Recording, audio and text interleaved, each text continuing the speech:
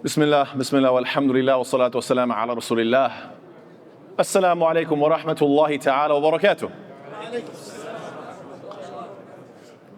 Can we continue the conversation after, inshallah? Can we have this conversation after, inshallah? Jazakallah khair. So alhamdulillah, we are continuing with our series on the Sunan of Allah subhanahu wa ta'ala. And of all of the different Sunan, today, inshallah, perhaps we're going to mention one that is perhaps the most repeated, and for good reason, subhanAllah, very important, Sunnah Al-Illahiya, divine consistency, mentioned in many different durus and khutab and so forth. Allah Ta'ala says, بَعْدَ أَعُوذُ بِاللَّهِ مِنَ الشَّيْطَانِ الرَّجِيمِ إِنَّ اللَّهَ لَا يُغَيِّرُ مَا بِقَوْمٍ حَتَّى يُغَيِّرُوا مَا بِأَنفُسِهِمْ. Indeed, Allah will not change the condition of a people until they change what is in themselves. This is a very, very important concept, and it can be looked at different scales. On the small scale, you make a quick and personal change in your life, and inshallah you can see quick results. That's beautiful. At the same time, on the large scale, from the perspective of the ummah, it could be the case that you call people for years, and it takes a long time for people to really transform on a societal scale. But slowly you'll see that, mashallah, the effect is taking place and that a whole community is being transformed. Now, what is the meaning of this ayah? It can be looked at in multiple ways. One, it could be looked at from the perspective of, if you want to change your bad circumstances, then don't just sit around waiting for things to change. Instead, the change should start with you. So improve immediately, and inshallah, Allah will put barakah and help you. And on the flip side, look at it from the negative perspective.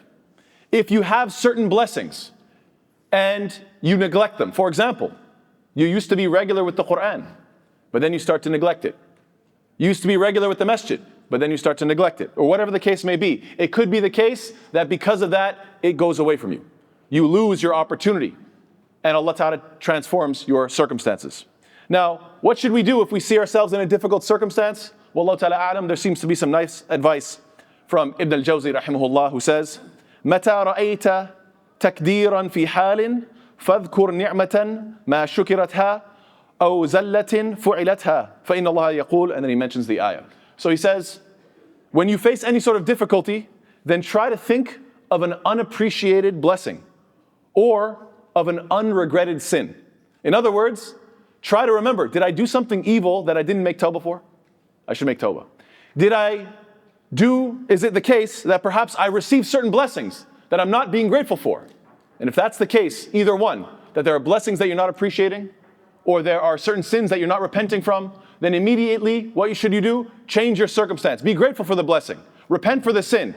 Why? Because the change starts with you. And once you change, then inshallah, Allah Ta'ala may change your circumstance as well. It could be the case that Allah Ta'ala puts us in difficult circumstances. Why? So that we improve, so that we grow, so that we develop, so that we are forced to transform. And so it's a little odd if the person is making dua, saying, Ya Allah, change the circumstance, but not thinking to themselves, wait a second, maybe this is supposed to be changing me.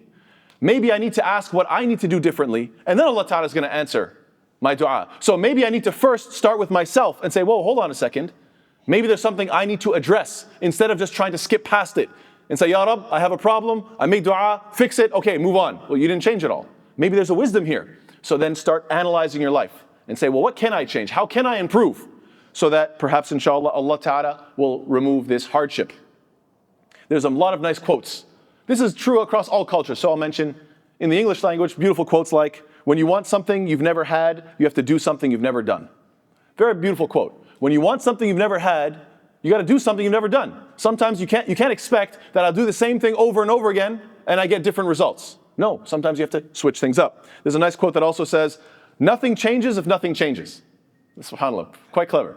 Nothing changes if nothing changes, right? If you don't want to switch anything up, then obviously you're going to get the same results. And I like this one a lot. A cat that dreams of becoming a lion must lose its appetite for rats. I thought that was very clever. A cat that wants to one day become a lion, you have to lose your appetite for rats. In other words, some of us, we have these dreams. I want to be this honorable person, this great person. I want to really gain some sort of status in the eyes of Allah subhanahu wa ta'ala. Okay, well, what's holding you back? You got a bad appetite for certain bad things. You got to drop those bad habits. If you want to be an honorable person, drop all the dishonorable habits that you may have.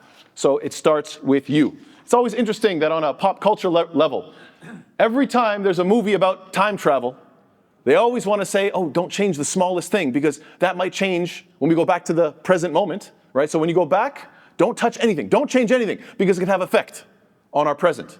SubhanAllah, don't we realize that right now, the same thing applies to the future? Right now, any small thing you do, but people are like, no, I don't have any effect. I don't have any effect on the future. What can I do? I'm just nobody. I'm somebody small. I can't have any effect. Meanwhile, the moment a time machine comes in the picture, for whatever reason, any small thing's going to change everything. SubhanAllah, why don't we think like that right here and now? I can have a huge effect on the future. So let's think and maintain that same energy, inshallah. Now, in this ayah, Allah Ta'ala says, إِنَّ اللَّهَ لَا يُغَيِّرُ مَا بِقَوْمٍ نَكِرَةٍ وَالنَّكِرَةِ فِي سِيَاقِ النَّفِي تُفِيدُ الْعُمُومِ. So this is saying this is applicable to all nations, to all people in all times. This is a very broad and general statement. And so on a public scale, we should remember the statement of the Prophet ﷺ, إِنَّ اللَّهَ لَا يُعَذِّبُ الْعَامَّةَ بِعَمَلِ الْخَاصَةِ حَتَّى يَرَوُا الْمُنْكَرَ بَيْنَ ظهرانيهم وهم قادرون على أن ينكروه فلا ينكروه فإذا فعلوا ذلك عذب الله الخاص والعام. So, indeed, Allah will not punish a community for the sins of a few. So if a big community is is existing and a few people are doing certain sins, okay, Allah's not going to punish them all for the sins of the few unless they see the evil appear amongst themselves. Now it starts to become popular. While they are able to reject it, the people see it growing and they have the ability to stop it. They have the ability to say something. Change it with your hand or your tongue, or at least hate it in your heart, as the hadith says. But they don't. And if they do not, then Allah will punish the sinners and the entire community. Al-Am wal-Khas, both of them are going to get the punishment. So this is a very, very important hadith. Yes, there are certain evils that are growing around us. The question is, how comfortable are you? How much do you just accept that, look, this is the way of society and I can't do anything? Maybe you can't do everything on a national scale, global scale. What about your community? Do you try at all? And if the answer is no, then may Allah Ta'ala save us. Allah Ta'ala tells us, وَإِن تَصْبِرُوا وَتَتَّقُوا لَا يَضُرُّكُمْ كَيْدُهُمْ شَيْئًا. That if you are patient and you persevere and you fear Allah, then their plots will not harm you. Well, the fact is, the plots of those who disbelieve are harming us. So clearly, we're not either having enough patience, enough perseverance, we're not having enough taqwa. This is the equation. And the only reason that their plots are harming us is because we are not following the proper equation. And therefore, I just want to finish with a few points. When we say you need to change what?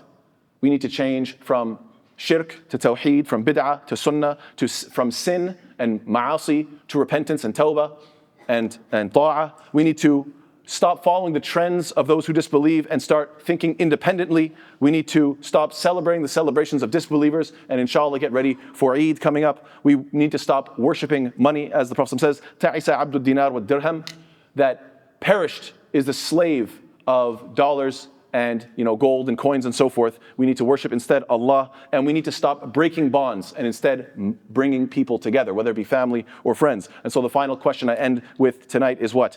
Have you made any lasting changes this Ramadan? I ask again, have you made any lasting changes this Ramadan? May Allah Ta'ala make us people who start with ourselves. May Allah Ta'ala make us of those who are agents of change. Ameen ya Rabbil Alameen. Jazakallahu khair. Wassalamu alaikum wa rahmatullahi wa barakatuh.